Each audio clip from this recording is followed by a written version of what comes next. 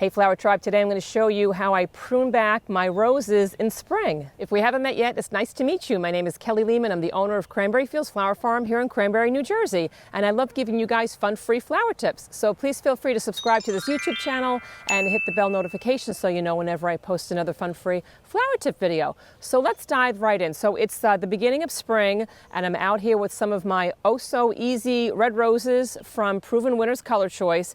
And I love this rose. I actually have a whole bunch of them spread all throughout this garden, and I actually made this garden as a memorial garden in my mom's honor. So I lost my dear mom a few years ago, but she loved red roses, and so I put this beautiful rose garden in, and I'm going to show you how I take care of it in the spring. For the most part, you don't even really have to futz over oh-so-easy roses. This is the type of rose that you don't even have to deadhead to get continual blooms throughout the season. That's one of the reasons why I love this rose so much. So it's disease resistant, but there are some things that you can do to keep it healthy, and one of them is you can come in here in the beginning of spring, like late winter, early spring, when the plant is still semi-dormant.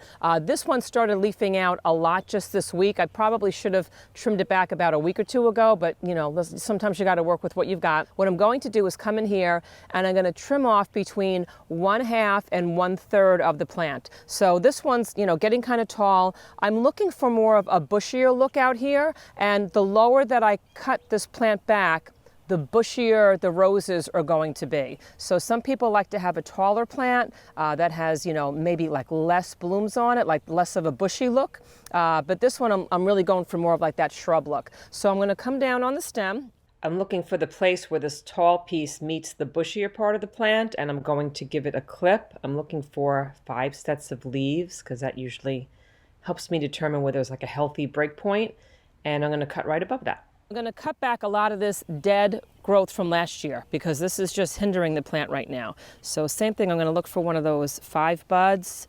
I'm going to cut back to about here and trim it. And I'm going to go all throughout the plant like that. I'm also right now looking for things like dead canes, branches that are crisscrossed. I'm looking for any kind of diseased branches in here. So right here I can tell this branch is, you know, falling to the ground. So I can tell this is a snapped branch. So this is a good candidate to cut off. And I'm going to get right in here, cut it off here. And this one over here, see how this is kind of left over? It's very spindly looking. Those can always be cut. These guys look very weak. I'm gonna cut here. And I'm going to cut back this one over here. I'm going to cut back some of these.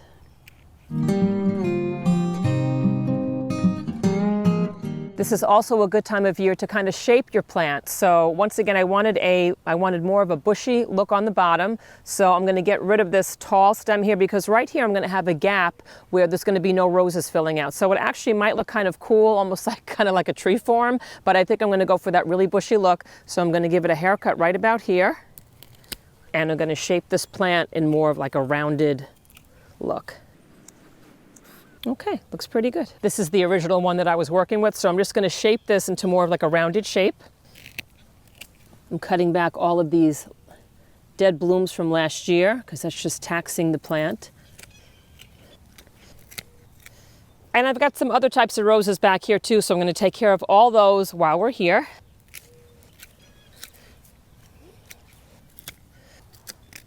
Here's another example of some of those cane borers. I think it's the cane borers that got into the stem. You can see this little hole over here, and that's definitely going to have some insects inside of it, and it's already doing damage on the plant. You can see this branch has all sorts of funky stuff on it over here.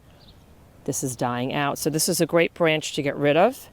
So I'm going to go all the way down. I'm actually going to cut this one all the way down at the base because the entire plant, the entire branch looks damaged. This whole thing is dead down here. So I'm going to give it a cut way down here. Okay, and I'm going to take a peek to make sure there's no hole down there, and that's okay. You can tell this branch here is very black. It's got all sorts of issues going on with it. It looks very dead. So this is a great branch to get rid of because there's probably some disease going on in here. So I'm going to snip that whole thing right off. And I'm going to make sure that I get rid of especially these dead and diseased branches because it's just going to infect the mulch and the plants around it if I leave it in the garden. So I'm going to make sure this goes right into the trash.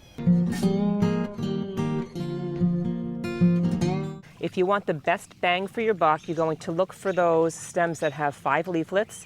Here's one with 1, 2, 3, 4, 5, and you're going to cut right above that leaflet. So I'm going to cut it right about here, like maybe about an inch right above where that is. So I'm cutting off this dead part where that bloom was.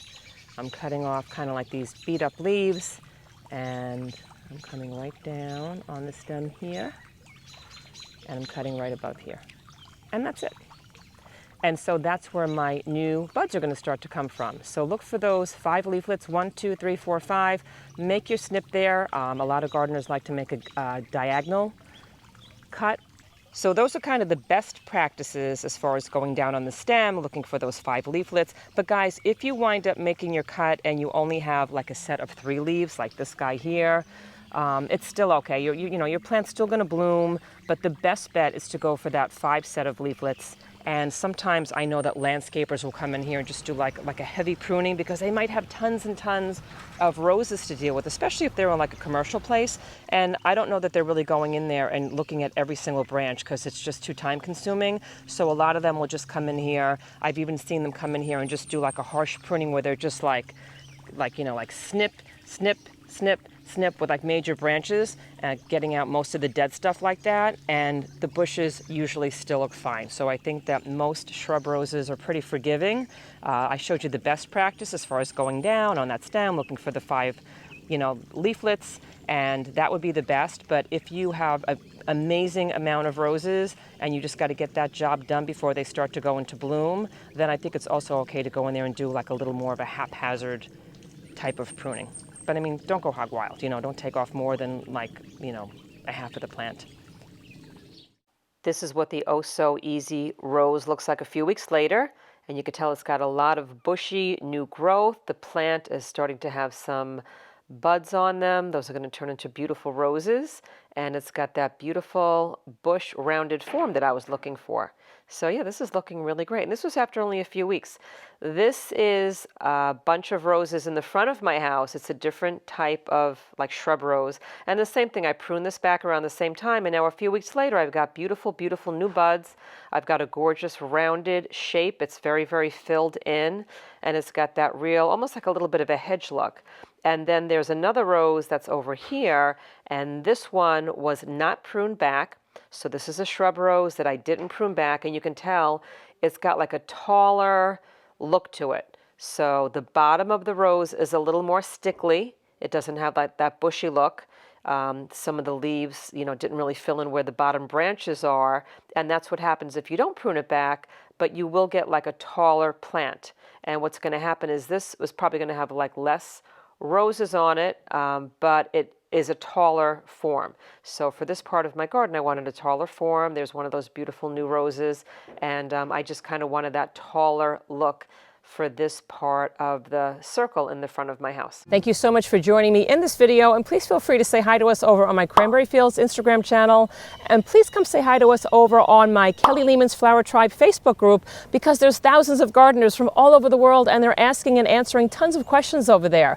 And I wanted you to know that I put a link to all of my how to grow a fresh cut flower garden in your own backyard guides, and also please check out my new podcast. So we have a podcast that's called Gardening Flowers with Kelly Lehman, and a lot of the Flower Tribe members have asked me to come up with a podcast for them so they can listen to gardening tips as they're gardening, as they're going to work, as they're taking care of their kids. So you asked for it, you got it, and I will put a link to that in descriptions below. And please let me know where you're viewing this from in this great big beautiful world. I love to see how our Flower Tribe is growing around the globe each week, and I will see you in the next video. Hey you!